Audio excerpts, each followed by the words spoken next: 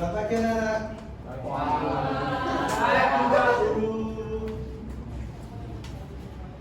Sebelum pelajaran dimulai, mohon dilihat, ditengok kanan kiri, bawah, depan, belakang. Kalau ada kotoran sekiranya kotor diambil, disimpan terlebih dahulu. Kalau pakaian dibersihkan juga, rapikan. Silakan. Baik. Assalamualaikum warahmatullahi wabarakatuh. Waalaikumsalam warahmatullahi wabarakatuh. Gimana kabarnya anak?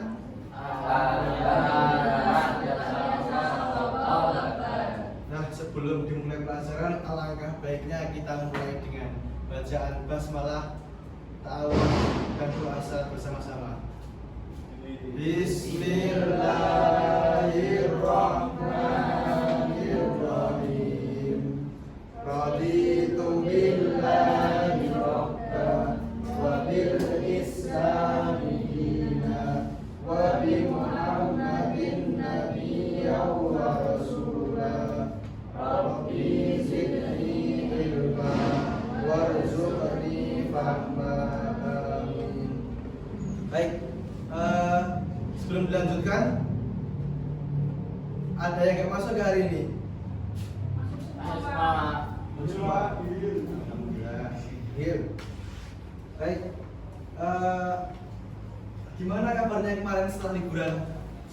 Ada yang kurang nggak liburnya? Kurang. Kemana aja? Paling jauh main kemana? Piknik. Ya, ini materi kita tentang Hitoh Muhammadiyah. Materi awal mula pada pembelajaran kelas 12 ini. Oke. Sebelumnya ada yang tahu apa Hitoh? Apa arti kita itu secara bahasa atau istilah? Istilah Muhammadiyah. Ada yang tahu nggak? Ya, Pak. Perjuangan. Yang dia perjuangan ya. Baik, buat bacakan. Arti kita itu secara bahasa adalah rencana, perjuangan atau skema. Dan kita ini secara istilah Muhammadiyah adalah mempunyai arti penting karena menjadi landasan berpikir dan beramal bagi semua pimpinan maupun anggota Muhammadiyah tanpa terkecuali ya.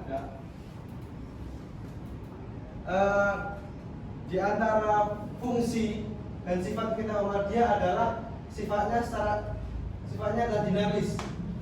Kita dapat terus diperbarui dan diperkembangkan agar senantiasa sesuai dengan perkembangan zaman tersebut. Kita Muhammadiyah juga disebut sebagai teori-teori perjuangan Muhammadiyah. Fungsi kita sendiri adalah sebagai landasan atau pegangan bagi para kader Muhammadiyah terutama dalam bertindak, berpikir, memahami dan memecahkan masalah sesuai tujuan organisasi. Selanjutnya Bapak akan membacakan tentang perjalanan Hitoh Muhammadiyah. Ada 5 kali Hitoh Muhammadiyah tersebut dilakukan. Yang pertama adalah Hitoh Palembang. Hitoh Palembang sendiri dicetuskan pada tahun 1959 sebagai respons konteks sosial politik Indonesia pada masa itu. Pada masa Bapak Insinyur Soekarno. Banyak terjadi pergolakan hampir di seluruh wilayah Indonesia karena pembangunan yang tidak merata pada periode tahun 50-an tersebut. Yang menjadi salah satu faktor adalah adanya gerakan komunis. Lalu dilanjutkan dengan adanya Hitoh Ponorogo. Hitoh Ponorogo ini dicetuskan pada tahun 1969 di Jawa Timur, lebih tepatnya di kota Ponorogo. Sama seperti Hitoh Palembang, Hitoh Ponorogo juga dicetuskan seiring dengan kondisi sosial politik yang kurang stabil saat itu. Karena terjadinya pergeseran pemimpin dan juga masa setelah adanya gerakan Gestapo waktu itu, maka muncul Hitoh Ponorogo ini. Menurut Wakil Ketua Pemimpin Daerah Muhammadiyah Mukhtar Hadi, Hitoh Ponorogo ditetapkan seiring dengan kelahiran Parmusi, yang mana Parmusi ini adalah partai politik pertama yang didirikan oleh Muhammadiyah.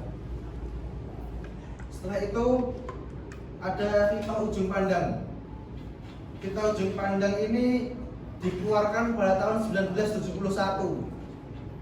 Kitab Perjuangan Muhammadiyah yang satu ini ditetapkan sebagai respons atau kegagalan Parmusi yang diatur dalam Kitab Ponorogo. Melalui Kitab Ujung Pandang, Muhammadiyah menegaskan posisinya sebagai organisasi keagamaan yang netral dan tidak terkait politik, partai politik manapun. Karena sebelumnya pada masa Kitab Ponorogo itu Parmusi yang seharusnya menjadi partai politik ini banyak dia melaksanakan di luar kegiatan politik. Setelah itu Kitab Surabaya.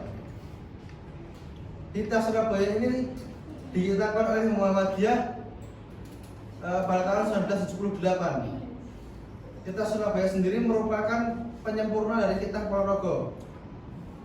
Menurut Haidar Nasir dalam Understanding the Ideology of Muhammadiyah tahun 2015, dalam buku tersebut Kitab Surabaya membatasi Muhammadiyah agar tidak berafiliasi dan terlibat dalam partai politik manapun apapun. Jadi Muhammadiyah biar agar benar-benar berdiri sendiri. Dia nggak mau ikut andil dalam partai manapun. Selanjutnya ada Kitab Denpasar, yang mana Kitab Denpasar adalah kitab terbaru yang dituliskan pada tahun 2002. Ini adalah penyempurnaan dari Kitab Surabaya. Masih menurut Haidar Nasir juga, beliau bilang bahwa kitab yang terdiri atas 9 poin ini disebut dengan juga Kitab Muhammadiyah dalam berbangsa dan bernegara. Selama menjalankan perjuangannya, Muhammadiyah tidak akan meninggalkan nilai-nilai keagamaan dan prinsip-prinsip berbangsa bernegara yang demokratis. Ya. Di antara kita yang Bapak sebutkan tadi dan juga ciri-cirinya, di situ terdapat dalam beberapa kitab memberikan nilai-nilai poin. Di antaranya ada Kitab Palembang, Kitab Ujung Pandang, dan Kitab Surabaya. Di 3 prosesi kisah tersebut memiliki poin-poin penting. Nah, Bapak di sini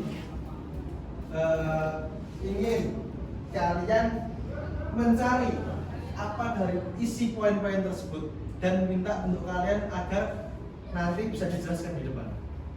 Ya. Melalui jurnal yang Bapak bagikan nanti. Oke? Ya. Bapak beri waktu 2 menit untuk mencari isi jurnal tersebut. Silakan.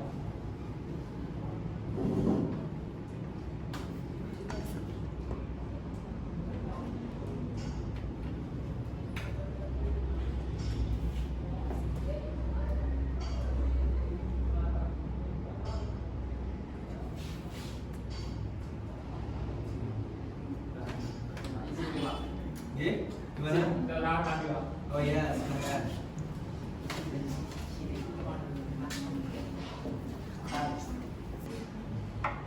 Sudah anak-anak?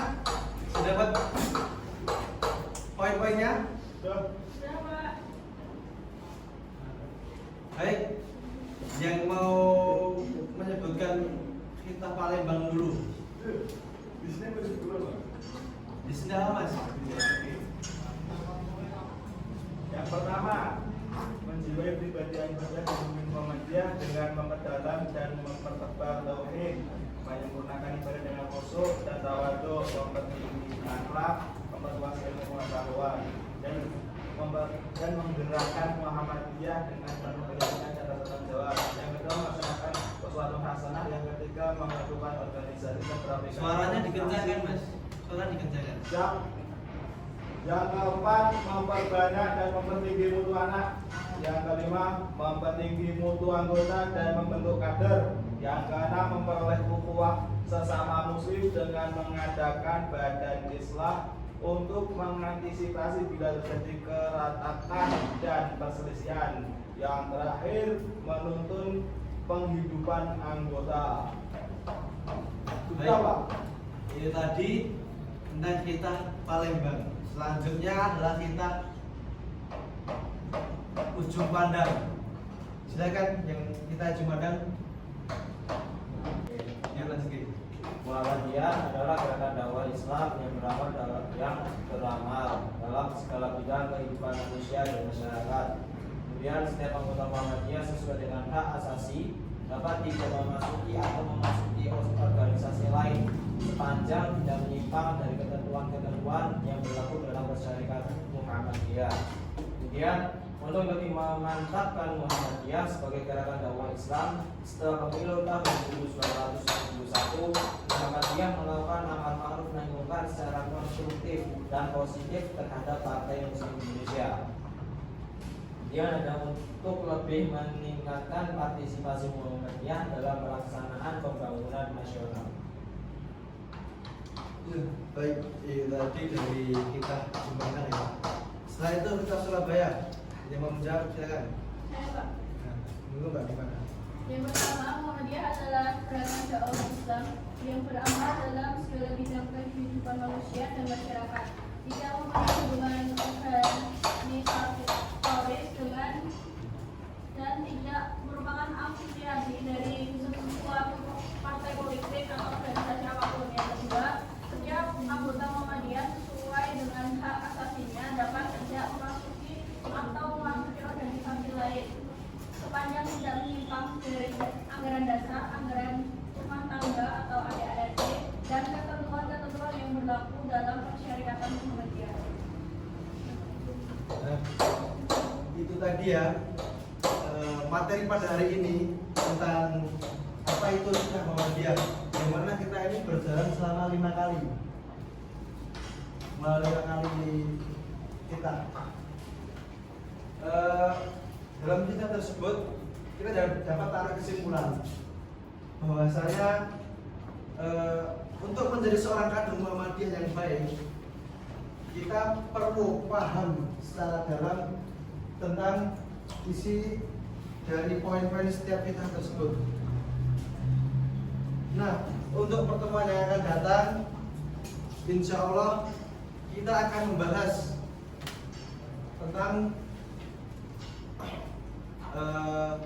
membahas lebih dalam tentang fungsi dan juga setiap poin dari perjalanan kita Muhammadiyah itu sendiri. Mungkin sekian dari Bapak. Bila ada salahnya mohon maaf ya. Mari kita tutup pertemuan kita pada hari ini dengan hamdalah dan kabar majelis. Alhamdulillahirabbil alamin. Subhanallahumma wa bihamdika asyhadu an la ilaha illa anta astaghfiruka wa atubu ilaik. Sebelum Bapak mengucapkan salam, Bapak ingin beri sedikit motivasi. Ya. Hidup ini ibarat sebuah kita. Yang artinya kita itu adalah perjuangan yang perlu diperjuangkan. Maka dari itu, di dalam perjalanan hidup kalian harus semangat untuk senantiasa berjuang agar menggapai hidup yang lebih mulia ke depannya. Baik, sekian dari Bapak. Wassalamualaikum warahmatullahi wabarakatuh.